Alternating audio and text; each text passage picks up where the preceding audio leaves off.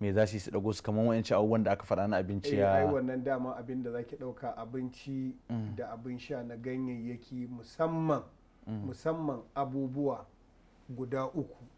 In kika dauki karas din nan da kika sani, kika dauki albasa, kika dauki jinja danya, kika dinga matse ta kina tacewa, in dai za a dinga amfani da shi a wani juice da aka yi da aka yi kamar kankana, kamar abarba, kamar ayaba, aka matse sai a dinga hada su da wa'ancan. Su wa'ancan magani ne, karas, albasa da citta.